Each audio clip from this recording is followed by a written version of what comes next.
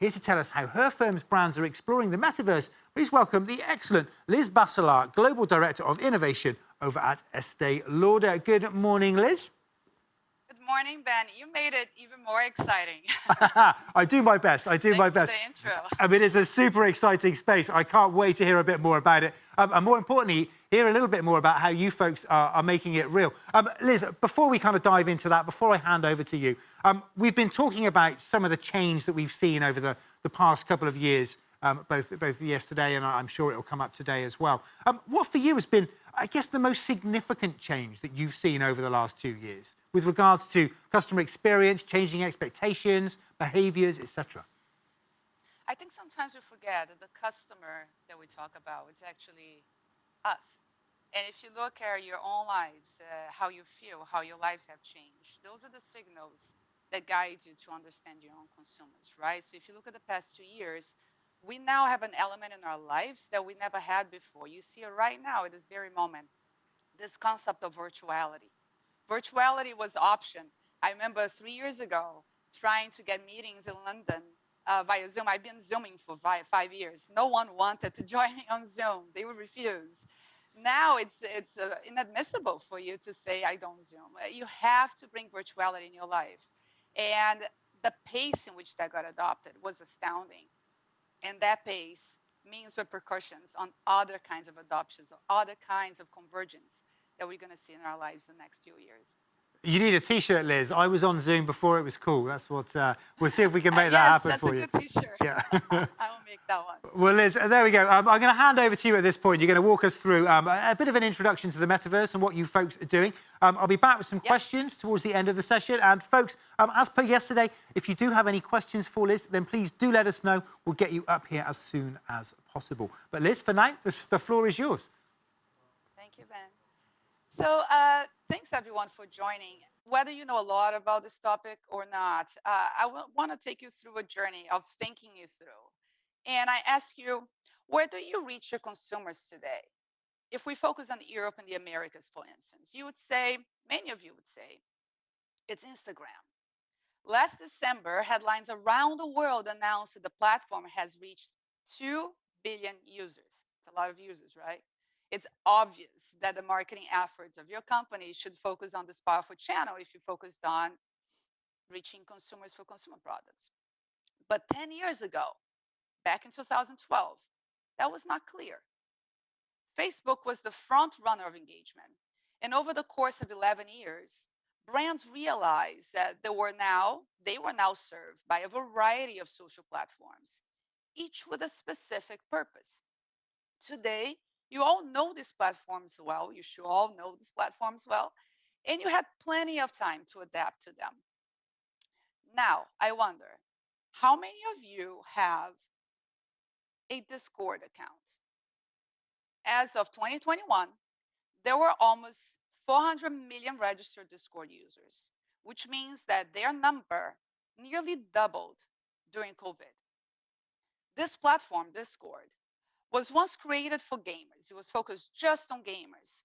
But now, very recently, there was a story on Vogue Business dubbing them the Soho House of Web3. Their founders say in Discord, there is no competition between people for likes and comments. There are no news reels or video reels, and no algorithm that decide user favorites. They say Discord established as the medium that can connect friends and communities. It's a place where people can interact seamlessly despite getting exploited by marketing tactics. So that's the feeling of the community and the purpose stated by the founders. What we know is that Discord today is the home of the NFT community. Is where major projects get announced, major projects by brands, luxury brands like ours. Is where whitelisting opportunities pop up. Whitelisting meaning the chance for you to participate in an early sale and have your space reserved in an exciting NFT drop in the project. Discord is not where most of your consumers are today, for sure. But it could it be in 10 years, 7 years, 5 years? We know that the adoption curve now it's steeper than before. Change is happening faster. Think about it. NFT adoption is occurring faster than Bitcoin adoption. And we don't have as much time as before to get ready for what's next. So all this talk about metaverse means that we are witnessing in this very moment another internet evolution. It all started, as we know, with documents and hyperlinks with Web 1.0. Then the internet became powered by mobile, social media, and centralized control of information, which is where we are today with Web 2.0. Now we are moving towards Web 3.0, a secure and decentralized 3D internet. This officially started in 2014 when blockchain technology became separated from cryptocurrency, and blockchain 2.0 was born, referring to applications beyond currency. Today, we can't really see what Web 3.0 will be like, but we already know that it's an internet in which the physical and the digital is intertwined, which products having as much or more value in virtual form, and eventually, an internet entirely built on blockchain technology. Maybe. The metaverse is meant to be a vast universe that is essentially immersive and social. This term metaverse, maybe some of you already know, was crafted in 1992 by the novel Snow Crash. And then it was further popularized by the novel, then movie, Ready Player One. Ready Player One made the metaverse concept understandable to the masses. And at the end of the movie, I really recommend you rewatching if you have watched already, the very end of the movie, because it hints how it could be a new way of life, a life in which we would balance the physical and the digital self. Oasis, the operating system in the movie plot, looked sci-fi, but it's now increasingly becoming a legitimate mass market experience. Facebook, or Meta, is building its own Ready Player One called Facebook Horizon, now currently on beta. Meta is developing its platform, and they are credited for being creating this firestorm of interest around the metaverse. But please make no mistake, they won't own the metaverse. Experts say it's very unlikely anyone ever will. And there are many others already out there. More than 200 million people today play on Roblox every month.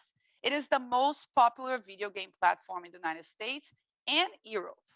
Roblox allows users to create their own avatars, jump into games designed by other players, and every day more and more messages, I don't know if you know this, more and more messages are exchanged today on Roblox than on WhatsApp. That really blew my mind when I found out. If their avatars look a little bit too cartoonish for you, well, I understand. You might consider that they are not too appealing to the older demographic. But let me show you this. This is Lume AI, the technology that they just acquired. Roblox avatars could still become a little more realistic, opening up opportunities for brand engagement and consumer engagement with older demographics. It's happening quite fast. It would be very chaotic. The vision for no one platform to have control. Consumers will be part of many metaverse platforms. Many extended reality experts say metaverse is like a mall, and each option is a different store in that mall. You have Roblox, like in this image over here with Nike. You have Upland. You have Decentraland. You have Sandbox. And today, while you're creating one, your avatar and your purchases don't really migrate to the other. But the goal of these platforms is to create a connected ecosystem.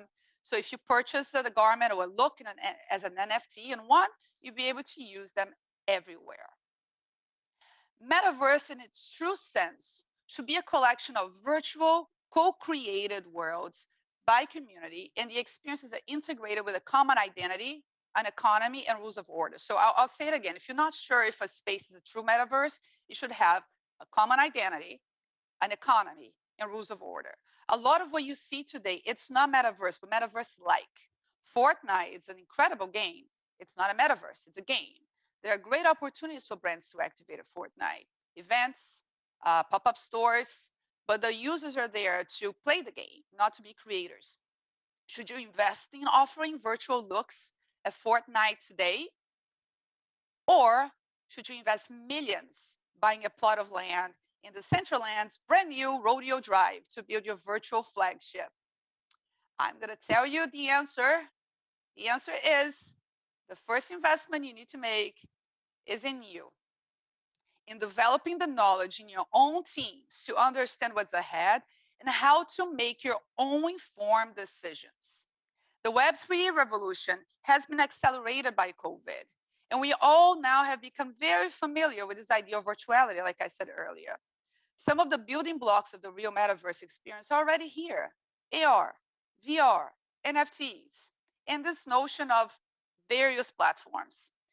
This is the future. Now, in the present, I can already take a dress that I purchased in the metaverse and use an AR filter to wear in a photo with my friends. This is already possible today. There'll be various steps in this journey. And our team here at Estee Lauder, our goal is to meet our consumers where they are every step of the way. We feel ready. There's so many options already. And in the team, you need to be able to take the moment to understand what's more relevant in the moment. We have watched the marketplace. It's overwhelming.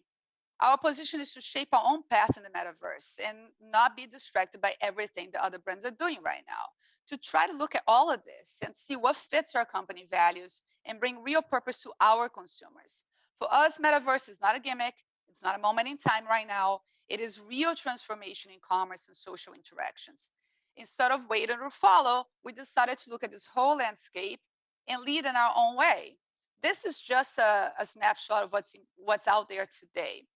If you look at this graph again, 6-9 months from now, it will be different. So how can you lead?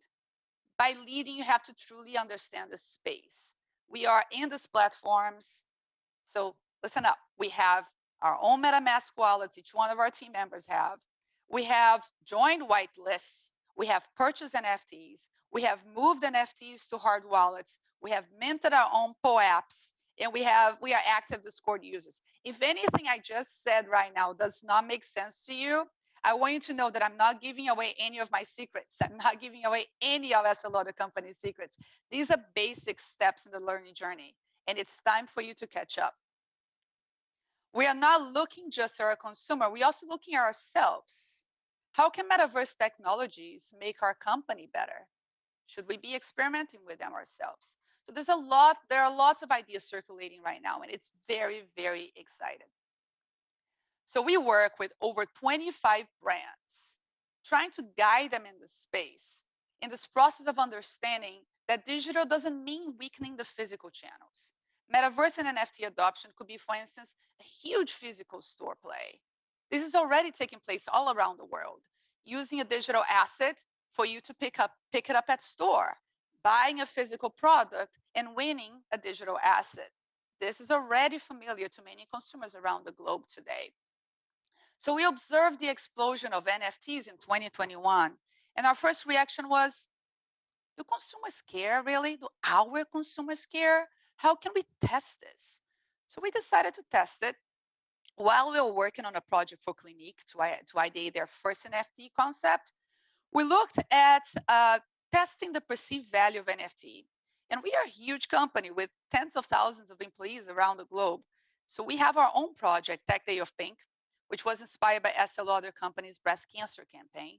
It was an initiative created by our CIO, Michael Smith, our Chief Information Officer. And we released about 100 NFTs to raise money for breast cancer research. There was no grand marketing plan, really. We were just trying it out, testing, dipping our toes in this whole notion. And we were surprised, maybe a little shocked to see that the entire collection sold out in days. And we gave no explanation of what NFTs are and how it works and how do you buy it. We were kind of shocked to see how it was very different than perceived. The demographics of age, of gender, it shattered what we thought was out there. It was very clear that there is a very real appetite for digital assets within our consumers today, within our employees today, in their worlds. They understand the basics of this and they are very eager to know more. Then we moved on, bringing these learnings to Clinique and crafting a metaverse journey, ideating it based on independent of any platform, what it is that we could do, what steps could we take that would fit the #1 prestige skincare brand in the United States. it was very clear that we should start with loyalty and focus on our own consumers instead of the NFT community, which is usually the first stepping stone that we see out there. What was brilliant here about the NFT, the collection that we did with Clinique, was that it was something truly authentic and unprecedented. The focus on loyalty and the value that a brand can bring and continues to bring to a consumer. Instead of selling the NFT, we gave shoppers the option to sign up for the rewards, our rewards program, to receive free products for 10 years. It was a contest um, connected to our loyalty program. We call this collection Meta Optimist, and we invited our, our loyalty program users to share stories of optimism through Instagram, TikTok, and Twitter. And we selected 3 winners to receive 3 NFT products based on our products. And to add excitement, we had our ambassadors on social media engaging with these, with the community. And we received an incredible amount of PR, as usually those projects do nowadays.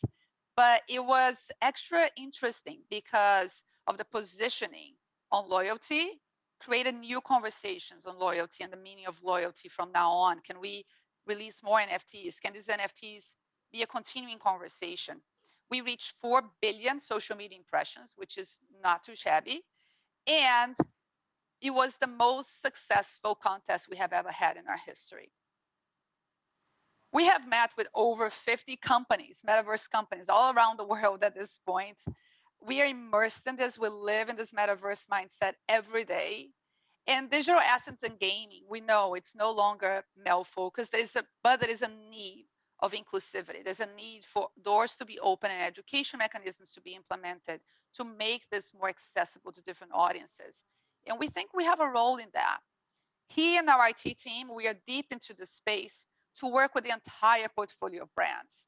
We have Estee Lauder as a brand itself, Bobbi Brown, MAC, Jo Malone, Aveda, and we'll be creating for these brands authentic and transformative experiences for our consumers.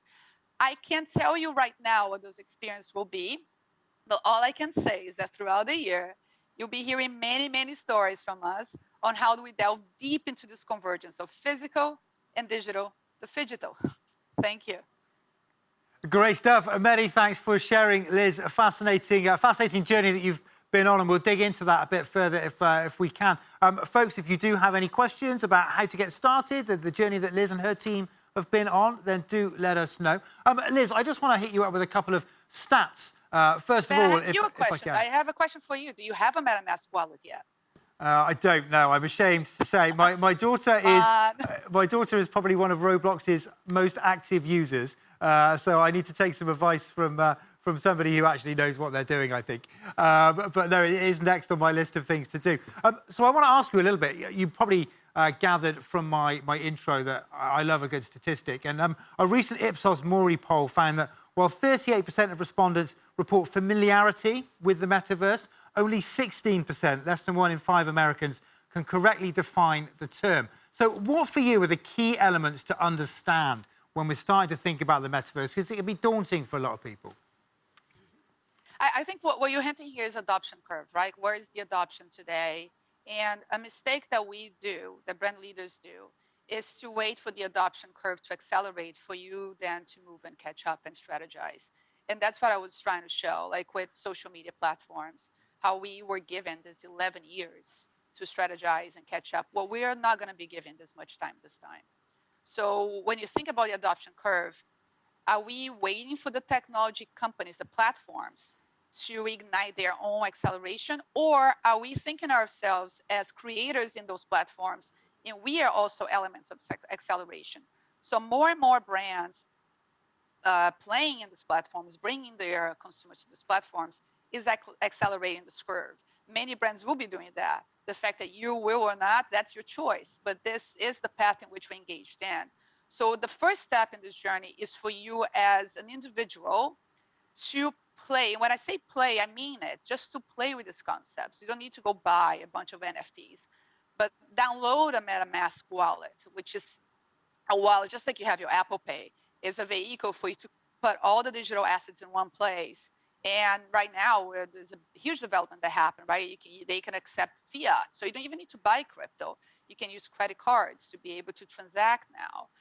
Then create your Roblox avatar. You don't have to play with Roblox. Just try to understand what it's like to create an avatar and different avatar experiences and the friction points that was there for you.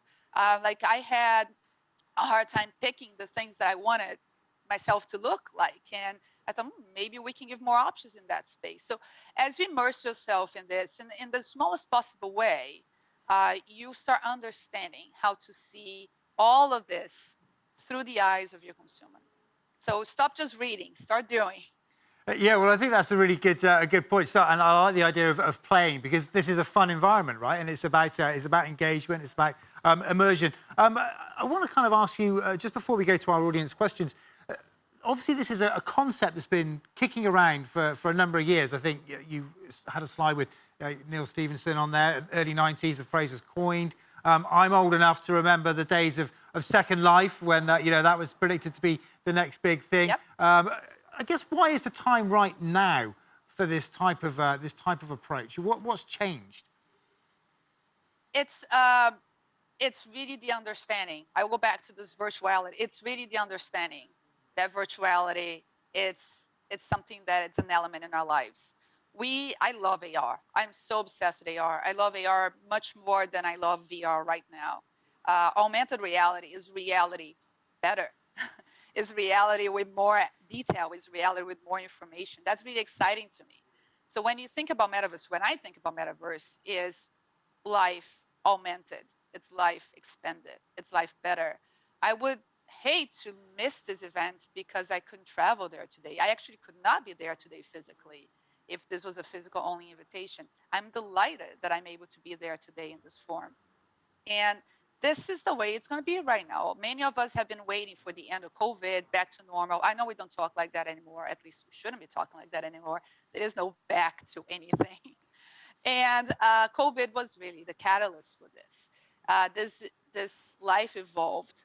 This feeling that there is no moment, there is no button to be pushed in which all the frontiers will be open, that all countries will be open, that everyone will be maskless. This will never happen. There'll be different levels of comfort, different levels of access. Virtuality is a permanent need.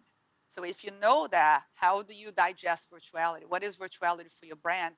What is virtuality for your products? And imagine for us, like beauty, right? How can I create virtuality for fragrance? Like we have some pretty tough challenges here, some pretty interesting creative challenges. But the reality is the challenge is here and it's here to stay. So it's up to us to create a strategy to address them. Yeah, really interesting. Well, we got a question from the audience, Liz. So let's go to Luke over at LabCore. Hi there, Luke. Good morning to you. Hey, Ben, good morning. Hey, thanks so much for this presentation. This has been really interesting. It got me thinking about a lot of different things. So I'm curious for your perspective on this. You mentioned, somebody can go into the metaverse, purchase a dress, take a picture with AR with their friends, that kind of thing. When I think about branding in the metaverse, I could see it take a couple different paths. I'm curious for your perspective here. When you go and you brand and you market in the metaverse, is there an expectation or a hope that translates to revenue in the physical world? And if so, how?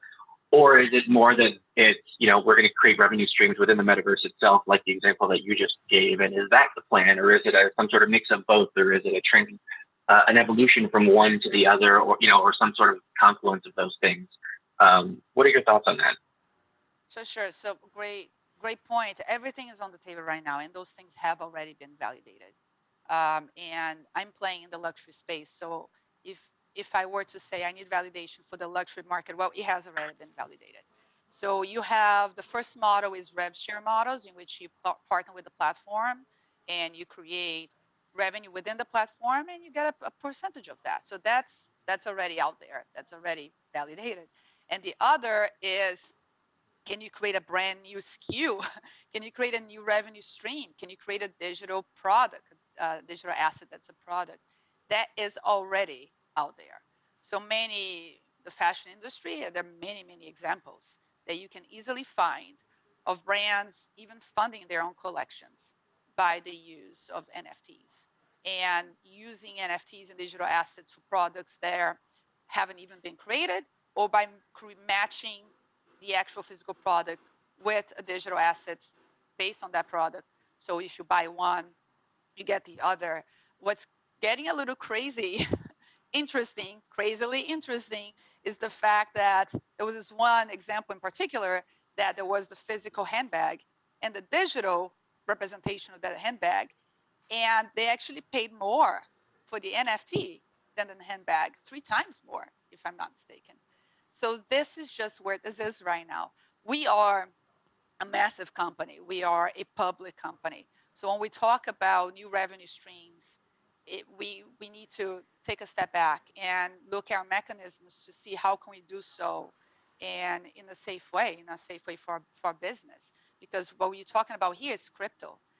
Even though you can buy an NFT with a credit card, what that actually means is that you're using a credit card to buy crypto to buy the NFT. NFT is based on the blockchain. There is no credit card on the blockchain. It's crypto on the blockchain. So you should be thinking about your company right now. Is your company set up for crypto payments? What is the roadmap for that? Is there any? And if there isn't, then what can you do in the space? You don't have to shy away. That is the purpose angle, which many companies have taken, even Coke, right? It's for charity, or there's a purpose, there's some kind of partnership that you have that could be interesting to create an exciting project, and the revenue is for that organization. Or you use it as a vehicle of loyalty. You can use it as a vehicle of marketing. And you can then increase the revenue to the physical by using the digital as a catalyst of that. So there are ways to go around it. But if you want to go full steam, full force, 100%, you need to create mechanisms to accept crypto. There's no way around it. And even if it's not transacting in crypto, you need to create the bookkeeping and tax and treasury. Those conversations that usually, those names are usually not said, like those words are not said in innovation, but they're very important partners in what we do. We work very closely. We're a tax team, technical finance team, with treasury, with accounting. This is why our projects are becoming possible, because we're involving them in these conversations and ideating together. Great stuff. Luke, how are you starting to think about this? Is this on your radar, the metaverse? How far down that road are you in terms of exploration? Yeah, I mean, I can't speak to some of our enterprise thoughts. I mean, for me personally, this is something I've been interested in on a personal level for a while. So this was helpful.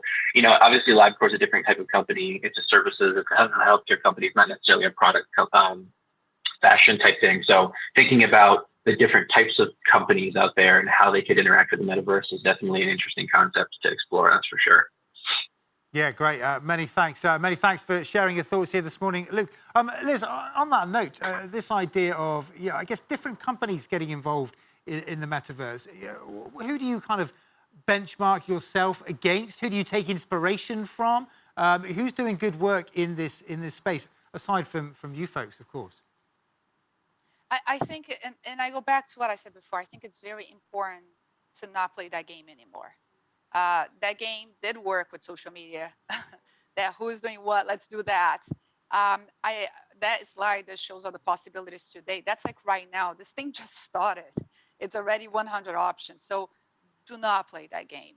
What you can do is to read the stories about what other brands are doing to get a sense of what's possible, but then create a roadmap, create a patchwork of what those activations mean, what those projects mean, what those pilots mean, the essence of it. Is it creating new revenue stream? It is creating community. It is phygital. It is about traffic to store. And then pick the elements of that are important to you. Then you can't skip that step. You have to invest in someone in your own team to go out there, scout, and understand the space, to then see what the options are there for you. Because what I want you to understand is that if Gucci did something that's important and it works for them and it was very successful, it might not work for you. Gucci, for instance, they open a channel on Discord, and it's a pretty daring move to open a channel on Discord. This is not Twitter, you guys. This is 24/7, like a Discord member. When I when I engage with you on Discord, in your server, channels there, when you open something on Discord, it's called a server. When you open a server and I pose a question to you, I want an answer now, and that's 24/7. It's 24/7 staffed, very hard to control. Things can spread very, very quickly. There's a lot of fraud. When I first tried to join the Gucci Discord, I ended up in a fraudulent server. So you can't just jump and do it because it sounds cool because someone else did it. You have to think it through. Will it ever be a Discord? Yeah, maybe, but we'll be thinking every step and see what does it make sense, what kind of risk makes sense for a company. All of this involves risk and risk appetite, and you need to gauge what's your appetite and put your actions against it. And some very risky moves could pay off if it makes sense for your culture. So it's really about that. And previously, I think Luke, right, mentioned about personal interest. I want you to understand, once again, I'm going to keep repeating, the curve here of acceleration, the rate of acceleration is much faster. We are here talking about how many people are adopting today, but this is becoming pervasive by the minute. It was this week that was announced a couple in India decided to get married in the metaverse. I don't know if you guys saw that story. There were two stories like that. There was one story in which the couple issued an NFT in which whoever bought the NFT would be a guest in their wedding. Nobody knows who they are. They are an everyday couple. And the NFT sold for a lot of money. And that person wants to be in the first metaverse wedding in the world. So, and another one, I'll give you another one.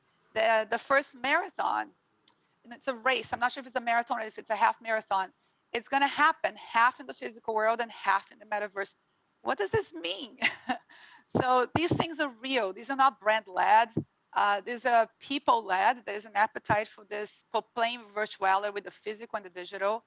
And you need to find your own way in your comfort zone to jump in. Yeah, great stuff. Sign me up for the virtual half marathon. I'm all up for that, Liz. Lovely stuff. Thank you so much for sharing your thoughts here this morning. Very much appreciated. A fascinating way to get day 2 kicked off. So thank you so much for that. Enjoy the rest of the conference. Thank you all.